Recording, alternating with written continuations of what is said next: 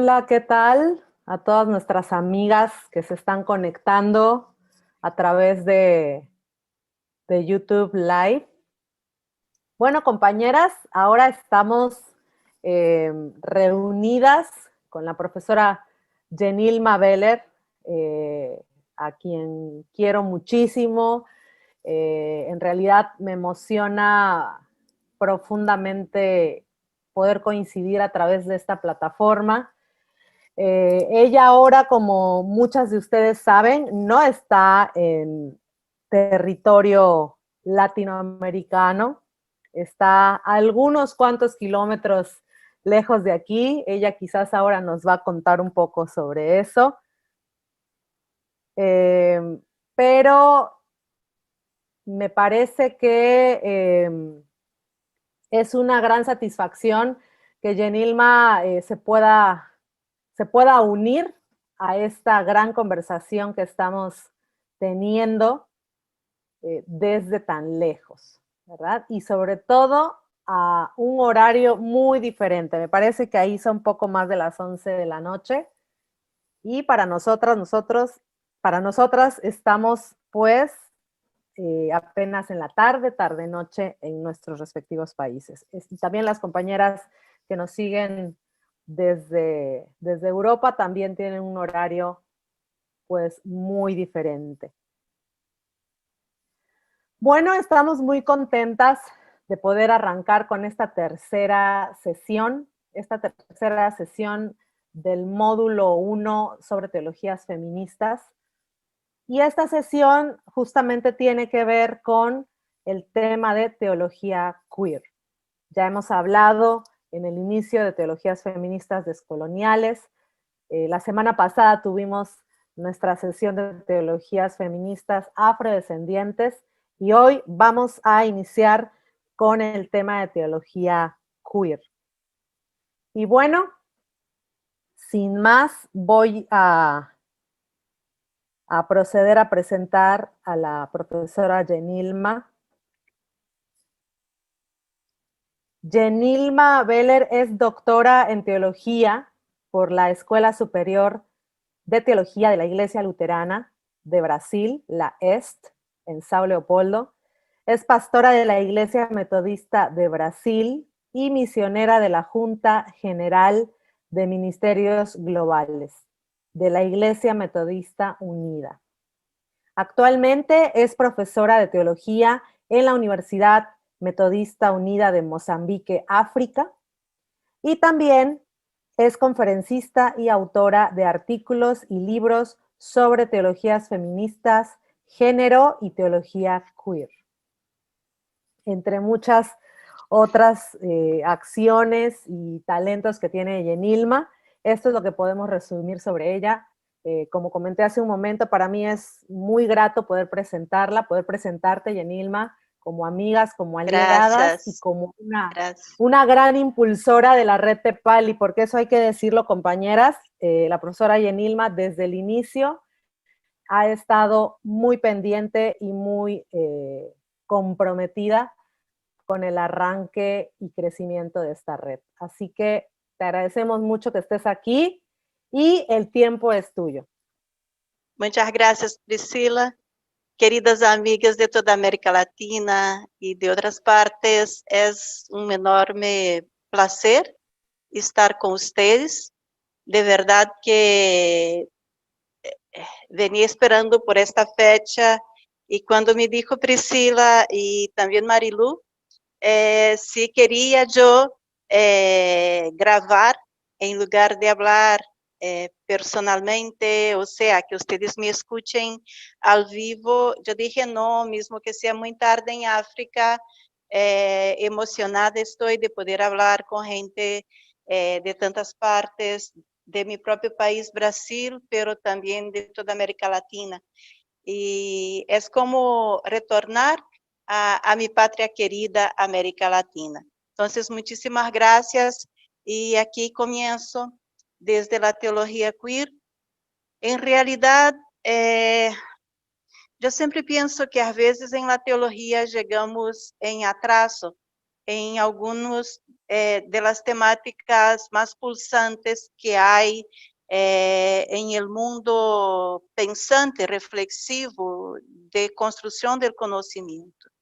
E é como veo que às vezes chegamos, por exemplo, a las teologias feministas que hasta hoy no tiene un acceso como podría tener en las iglesias, como tampoco la teología queer, que todavía es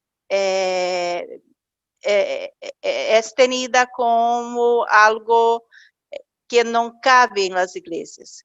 Quando ensinava em la Universidade Bíblica de Costa Rica, muitas vezes meus estudantes, quando tocávamos a teologia queer, me perguntava, e agora que fazer com isso? Porque isso não podemos levar a las iglesias. Pero é justamente esse sentido del queer que tem que ver com a rareza, não? El queer es una palabra inglesa. Muchas personas de nosotras que trabajamos con la temática queer hemos intentado un término que fuera más de los idiomas romanescos, tales como el portugués o el español, pero nos es difícil, porque el queer tal vez no tenga la exactitud quando lo traducimos e talvez a mesma compreensão em nossos idiomas, pero nenhuma tradução é exatamente o queer. Em realidade, surge de uma facção de los movimentos LGBTQI e mais em los anos 90 e surge como a apropriação de um término que é, em el idioma inglês, uma ofensa, uma injúria hacia as pessoas não heterossexuais, pero de ofensa, é algo assim bastante forte, bastante ofensivo, e que justamente por ser tão ofensivo, e uma facção do movimento LGBTI agarra desse término, que também pode ser traduzido como algo estranho, como algo raro, pero dizer algo estranho ou raro para o queer é como que algo liviano, não? Não tão forte como é a palavra mesma em seu sentido.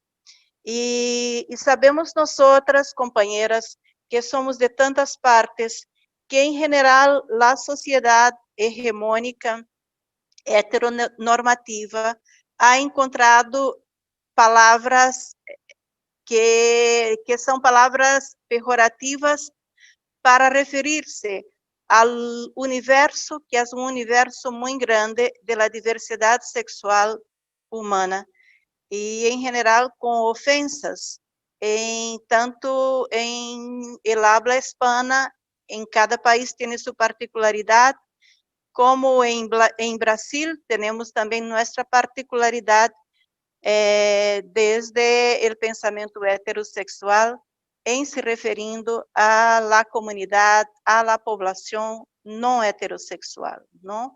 Em geral, é como que a normatividade, a normalidade se dá desde o conceito heterossexual e todo que é anormal tem que ver com a diversidade. E esse é um tema que quizás quando lo acercamos à teologia é mais interessante todavia, porque a teologia vem de uma tradição donde el personaje divino, que nosotras podemos chamar Deus ou podemos chamar Jesucristo, e aqui estamos falando de teologias contextuales, teologias emergentes, pero desde um contexto cristiano, porque somos cristianas em sua grande maioria, creio eu. Não sei se em um universo tão grande de mais de 400 mulheres, pode ser que não, e nos acercamos à diversidade religiosa com muito respeito, não? Pero eu hablo desde mi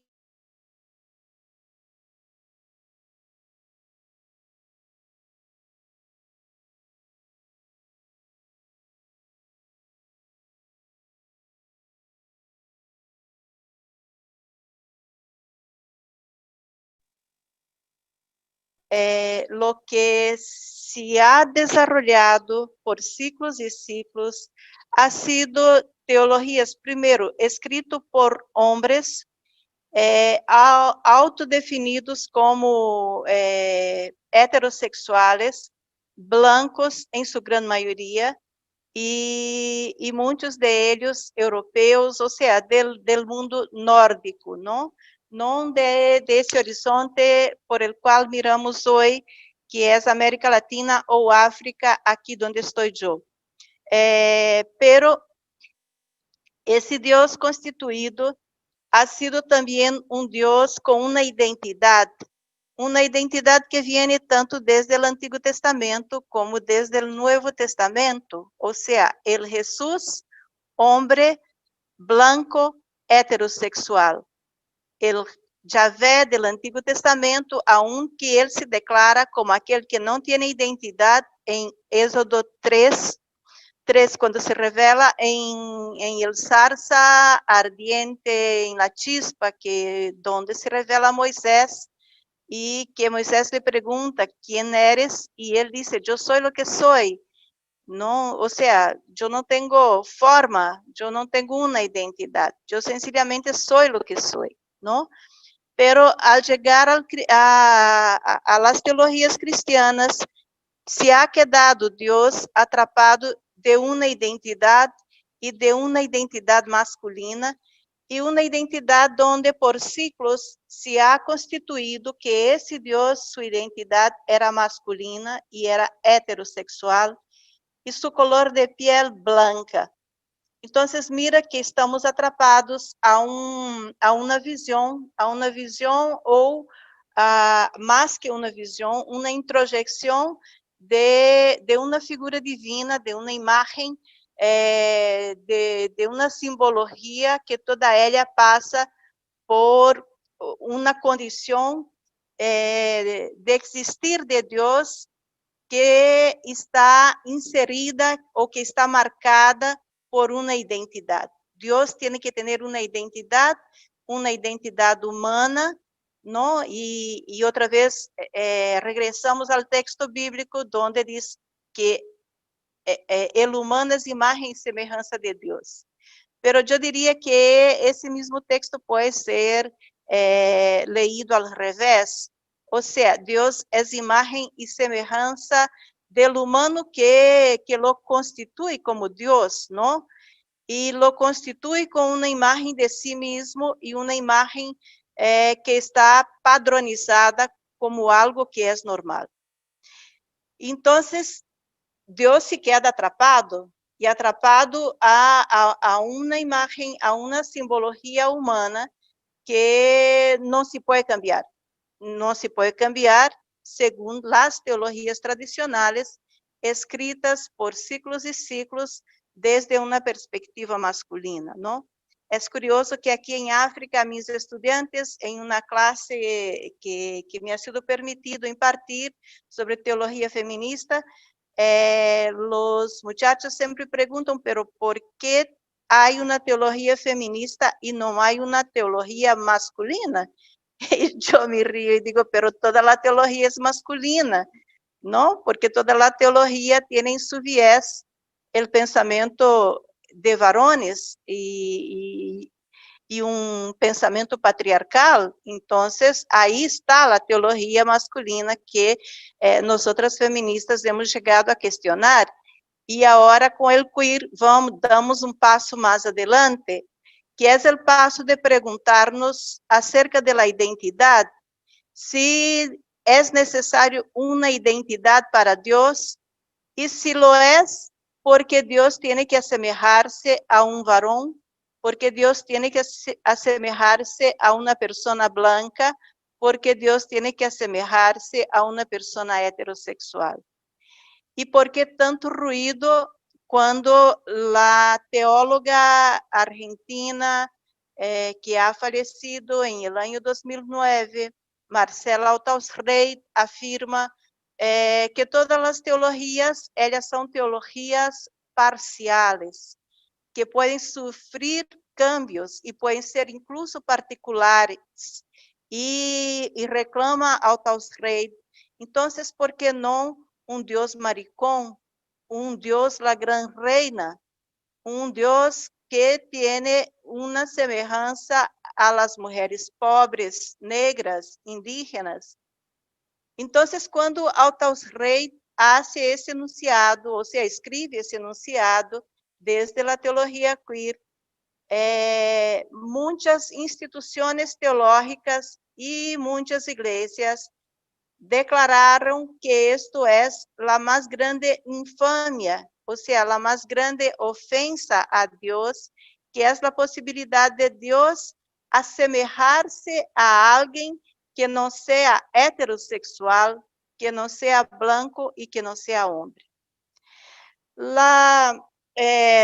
Tenho que regressar um pouco ao sentido novamente do queer para chegar ao ponto que desejo que esteja claro para vocês e seguramente que muitas de vocês já conhecem ou algumas já são formadas a partir de um conceito que é o conceito queer, não? O queer, em realidade, não está a favor de nenhum conceito, nem de nenhuma estrutura, nem de nenhuma identidade. Lo que hizo en sus primordios, allá por los años 90, ha sido la apropiación de un término ofensivo y transformarlo con una potencia de cuestionar todo lo que es normativo, principalmente la normatividad que está relacionada a los cuerpos. ¿No? Los cuerpos considerados por la normatividad heterossexual como abjectos, o sea, cuerpos que não deveriam existir porque escapam de la lógica heterossexual. Então, pensando assim, e pensando novamente em esse sentido queer de la injúria e de la ofensa, hablar de uma teologia queer é permitir-se questionar acerca de teologias que vêm de ciclos e ciclos que nos são impostos rejas para uma mirada que vá mais allá acerca de todo o que se pode dizer de um ser divino.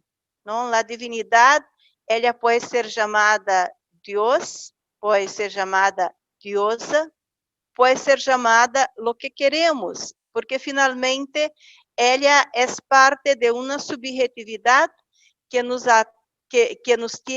temos adentro e afuera, que está finalmente guiada por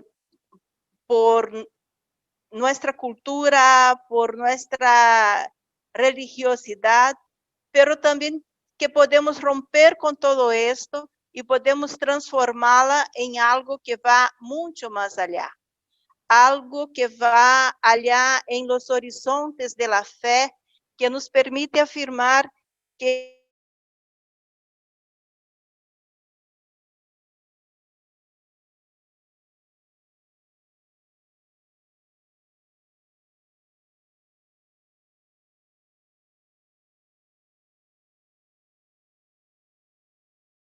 significa ou hace de Deus algo muito pequeno, algo que está preso a um corpo, algo que está preso a um corpo determinado por uma anatomia, por uma color de piel e finalmente, incluso por uma condição de classe, não que Jesus haja nascido rico, pero que finalmente o processo de colonização que hemos sofrido nos hace pensar em um Jesucristo que vai mais allá de lo que compreendemos desde a América Latina, de Jesús de los pobres, não?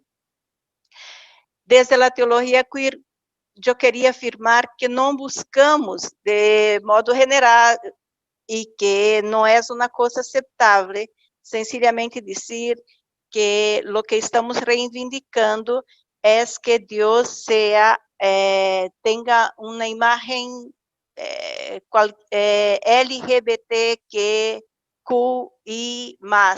No es esto, porque Dios no se limita a una sigla ni a un formato de cuerpo o apariencia, pero a la vez Él puede ser todo esto en conjunto. Él puede asumir cualquier forma, ¿no? Lo que pasa es que si hay una condición de que nos asemejamos a Dios y que Dios es semejante a nuestra humanidad diversa representa en su totalidad también a ese Dios.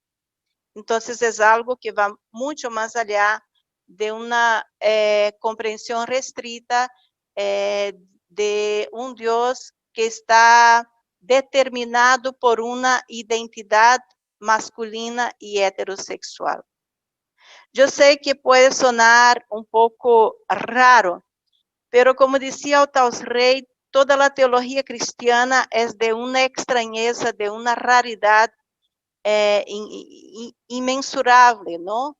Porque finalmente si pensamos desde la teología de la encarnación, con toda la concretud que ha sido la encarnación desde el nacimiento de Jesús, que nace en un corralito cercado de animales, desde una adolescente madre soltera, que no sabía nada de partos y que nace sin paños y higienizados por un hospital o por una partera, porque no hay ninguna narrativa que esta mujer, joven, adolescente María, ha sido asistida por alguna partera o por alguien que tenía conocimiento o que tenía todo preparado para ese parto, ¿no? Pero nace entre el dolor de una joven adolescente que no sabía nada de parto y que ahí, en medio a los dolores de los animales que los cercaban en el corralito, es que él viene a la luz de la existencia humana, con esta concretud de su propia existencia. Y que segundo Otaos Rey, este es bastante raro, ¿no? Este es bastante exclusivo de esa divinidad, de ese ser divino, y que por otro lado, para seguir existindo, para sobrevivir, ha necesitado del calor de su madre, ha necesitado del alimento que le dieron y ha necesitado del cuidado mientras crecía, ¿no? Entonces, que el humano en su constitución de lo más raro y después, finalmente, también con todo lo que se trata la teología de la crucificación de alguien que es víctima de una conjuntura política, de una conjuntura religiosa, ¿no? Y de una pelea entre romanos y judíos, de la encarnación, que es el nacimiento de Jesús, como la teología de la crucificación, nos trae algunos elementos exclusivos que nos hace questionar acerca de algunos enunciados que las teologías escritas desde un único parámetro de Dios nos ha hecho acreditar. El queer nos permite entonces hacer las preguntas acerca de la normatividad, acerca de todo que nos han convencido que tenemos que ser y que tenemos que practicar mientras tenemos los paradigmas de la Biblia. Y el mismo texto sagrado nos hace questionar, ¿no? Porque finalmente, por ser un texto sagrado, lo tenemos casi que como norma, pero no hay ninguna posibilidad de un texto sin pasar por una hermenéutica, por una interpretación. Entonces, mismo aquellos textos que consideramos los más difíciles para una interpretación, como por ejemplo lo que dice Pablo en la epístola de los Romanos, o lo que está del queer, hay teologías que sim, han buscado identidades, como por ejemplo las teologías en plural feministas lesbianas. Las compañeras lesbianas feministas han contribuído en grande para la construcción de una teología que questiona o que questiona los poderes y los poderes impuestos sobre nosotras las mujeres y que y en busca de la igualdad de derechos. Muchos de los derechos que hoy día tenemos en las iglesias, incluso la de sermos pastoras y líderes, são consequências de lutas de mulheres que estiveram anterior a nossa geração e mulheres que lutaram por isto e lutaram desde seus enunciados e, por exemplo, desde las teólogas feministas lesbianas. Pero também nas teologias sexuales marcadas por el pensamento gay, ¿no? Entonces, lo que quiero afirmar es que anterior al queer hay, porque não podemos dizer que é passado, não? Teologias femininas, perdão, feministas lesbianas e também teologias gays. Ambas teologias han buscado, em grande parte, por uma identidade marcada por el cuerpo de uma mulher lesbiana ou el cuerpo de una persona gay, por lo tanto, marcado por una identidad sexual. El queer no está en búsqueda de comprobación de identidad.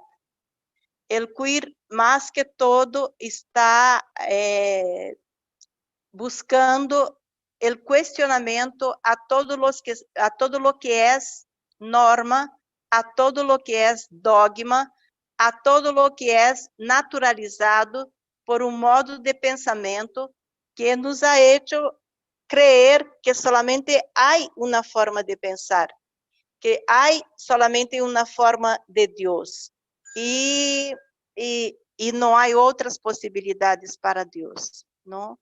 Entonces, el queer aboga por la posibilidad de que Dios no necesita un formato, no necesita necesariamente estar semejante a un humano, pero si para nosotros humanos es porque creemos desde una tradición cristiana que habla de un Dios que se ha encarnado en un cuerpo humano, y si necesitamos entonces de ese principio, y de ese principio también enunciado en el Antiguo Testamento, de la imagen y semejanza de Dios, entonces más bien desde el queer lo que se aboga es la posibilidad de un Dios que es semejante a toda la diversidad humana, sin ninguna posibilidad de exclusión a nadie.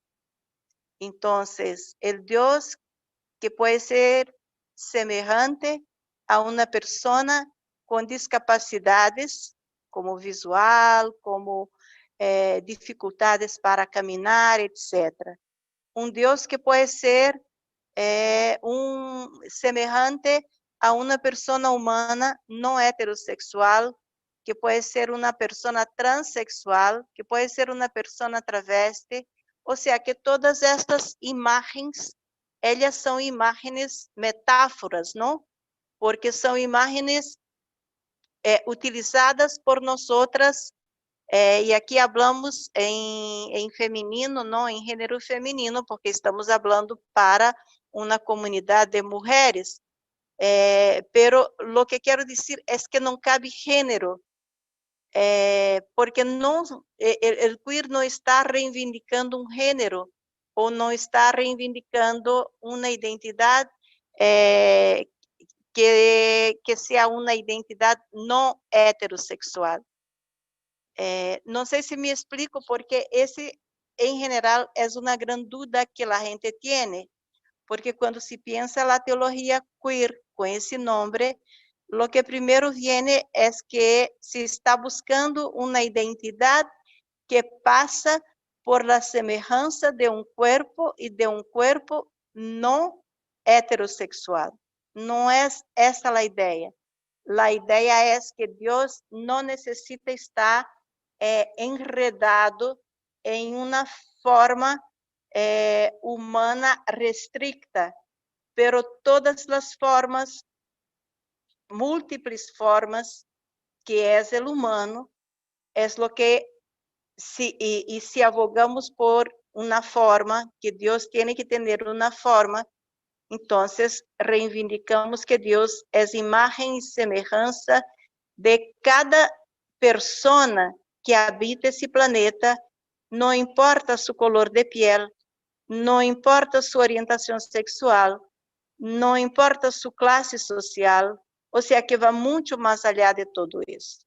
Yo en realidad más bien he comprendido a Dios en mi vivencia de fe, en algo que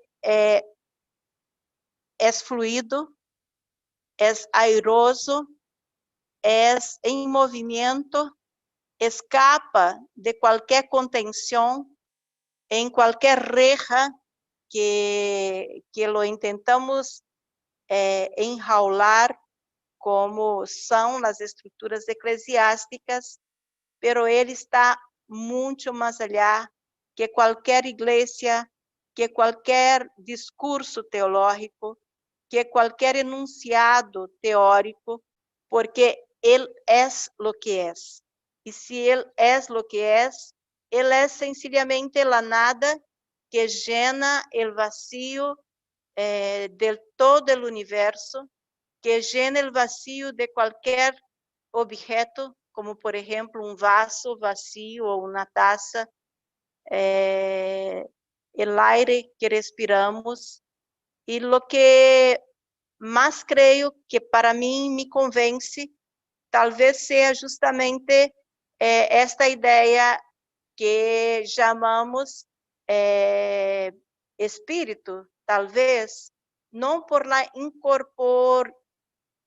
não por la falta de cuerpo, porque não sabría decir esto en español de otro modo, pero sencillamente por su potencia y fluidez y capacidad de movimiento, y pensando desde del código o del concepto de la Ruá que está que define el espíritu en el Antiguo Testamento, ¿no? La Ruá en hebreo es el mismo que el pneuma en el griego, ¿no? Ambos representan aire y ambos pueden ser también aliento, ¿no? Y a veces pienso en la potencia del aire, ¿no? Del viento en sí, capaz de mover toneladas y toneladas de arena,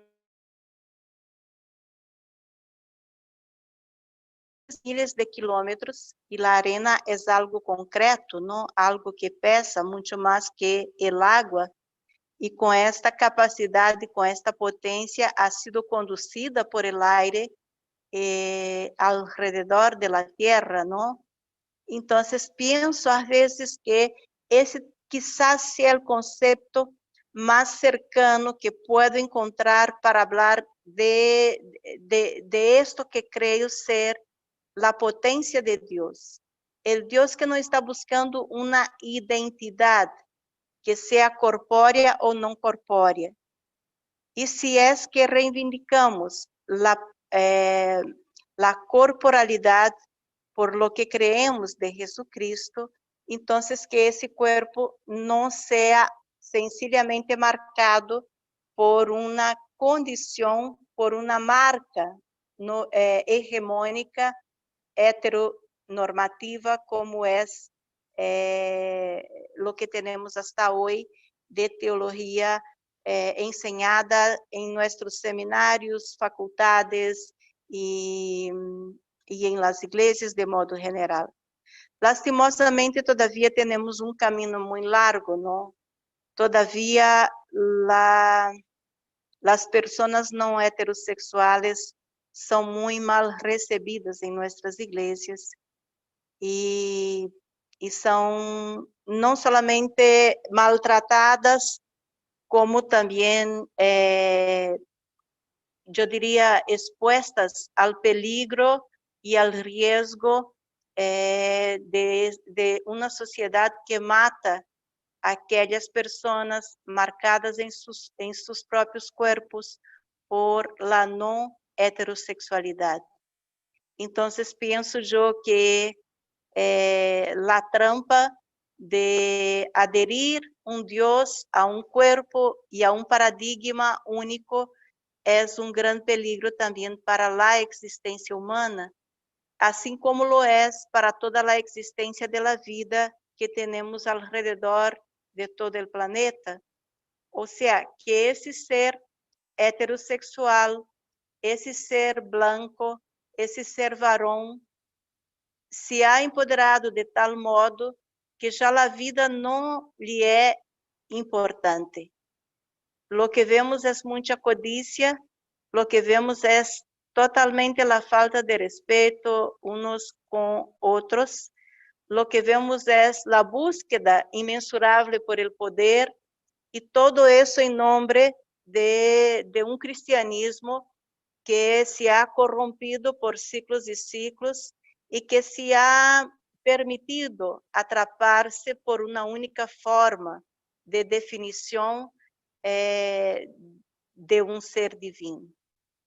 Então, o queer nos possibilita esta reflexão. Deus não pode e não está e não se permite enredar-se a uma única forma, a um único modo de ser. Deus não é algo ou alguém que está parado, detenido em el tempo e em el espaço. E ele é muito mais que isto, porque é criativo, não? Se assim não fuera, não existiria nós outras mesmas em nossas múltiplas formas de ser, em nossas culturas, em nossas formas de crer, porque a crença, em minha visão, também é algo muito interessante, porque tem esse sazón de la rebeldia.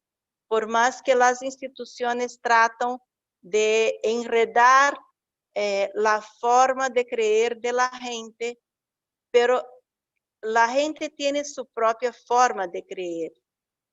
Y esta forma de creer implica también en una subjetividad que construye su propia simbología, ¿no?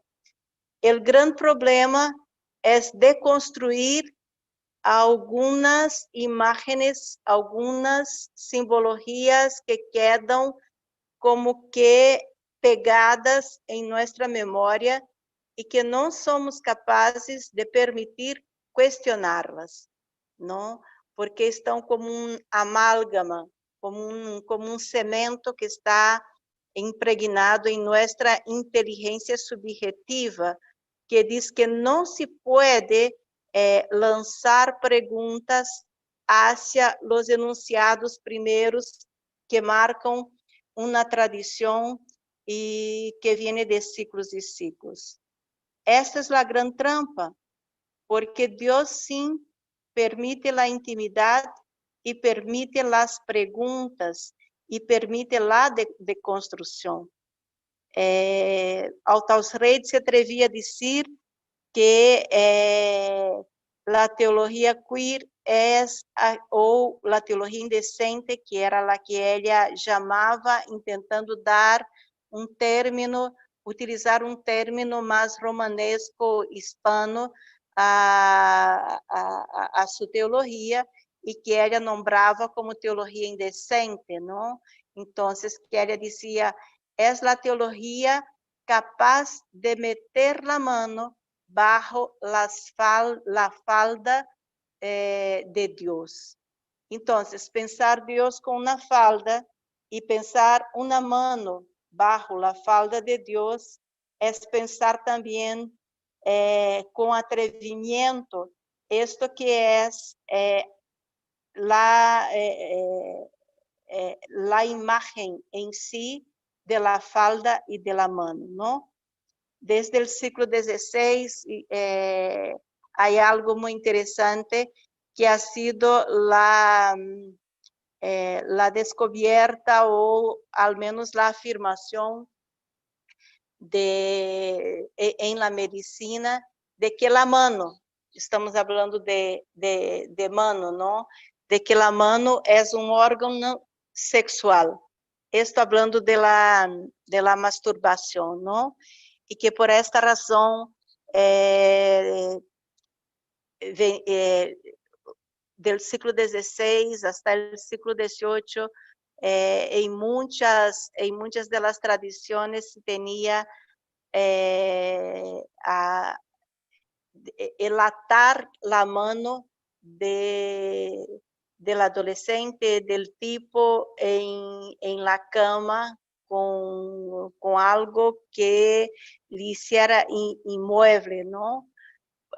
Considerando que la mano era algo peligroso y era algo pernicioso, ¿no? Entonces es interesante pensar esto como que a veces parte de nuestro cuerpo puede ser absolutamente cuestionable y que antes no hemos pensado, ¿no? La mano como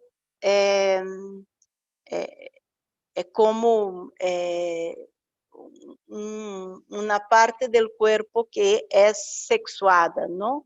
En general, nuestra mente va más para la sexualización a partir de la genitalia, que sea masculina o femenina, y mucho más la genitalia masculina marcada por el padrón.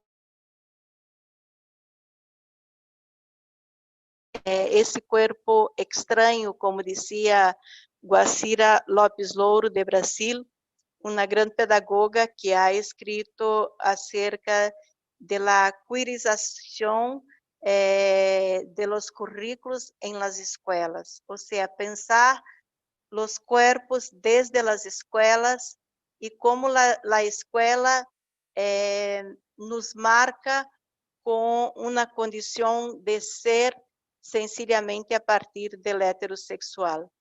Entonces, ¿cómo deconstruir esto y posibilitar la inclusión o la participación de un humano o de la humanidad diversa sem que haja um padrão, sem que haja um paradigma, pero nos aceptando com nossa multiplicidade, com nossa pluralidade, com nossa forma de ser que vai mais allá. Assim como aceptando que em la teologia não cabe um único linguagem, pero se trata de la palavra, podemos ir muito mais allá que as palavras com as quais hemos tragado muitas vezes, nos sentindo fora e incapazes de ser parte de Deus. El queer nos possibilita dizer que somos parte de Deus, que somos Deus em Deus, porque Ele nos diz que não há um paradigma, pero que todos somos chamados, não? Para sermos em Deus pessoas sagradas em nossa condição de vida e em nossa condição de estar em la vida. Esto es honrar la vida, vivir la vida con dignidad, con respeto y con reconocimiento. Una cosa refleja otra. La humanidad refleja el Dios que se construye, o el Dios que se construye refleja la humanidad que se quiere, ¿no? y yo creo que podemos pensar mucho más allá de todo que hasta ahora estamos acostumbradas a pensar acerca de Dios. Yo diría, Priscila, que pudiéramos abrir ahora hacia las preguntas, porque entonces desde de las preguntas vamos construindo algo que va más allá de todo lo que hemos hablado hasta aquí, porque certamente vão a surgir questões que coincidem ou que vão mais allá de todo lo que eu dije hasta ahora. Muchísimas gracias. Y te queremos agradecer mucho, Yenilma, ya estamos llegando al final. Ha sido un placer. Para nosotras también, porque sabemos que ahí ya es súper tarde, ya pasó a otro día. Y sí, es cierto. Estoy del otro lado del mundo, pero ha sido un gusto. y aquí en África soy aprendiz, ¿no? De una otra cultura, de otros hábitos, de otras condiciones sexuales, de amores muy diferentes, de todo lo que he imaginado en toda mi vida. Entonces, yo bromeo con mis hijos, su madre jamás va a sufrir Alzheimer, porque ahora casi llegando a los 60 está reaprendiendo un montón de cosas, ¿no? Entonces, yo creo que tenemos que mantener la mente viva, ¿no? De siempre abrirnos para lo que es diferente, pero amorosamente, ¿no? Y con mucho respeto. Así es, y de verdad que queremos seguir conectadas entre todas y conectadas contigo también, que ahora usar estas plataformas nos permite unirnos a pesar de esa tremenda distancia en todos los sentidos, ¿no? Y que podamos seguir tejiendo esas experiencias tan diversas de las que nos hablas desde esa parte del mundo y también seguir acuerpándote desde esta parte del mundo. Así Muy que bien. Agradezco. Gracias a ti.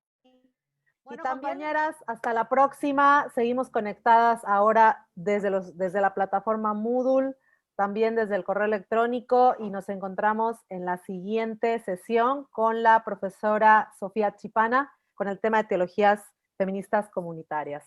Así que nos vemos. Un abrazo hasta Mozambique y un abrazo toda Villayala. Chao.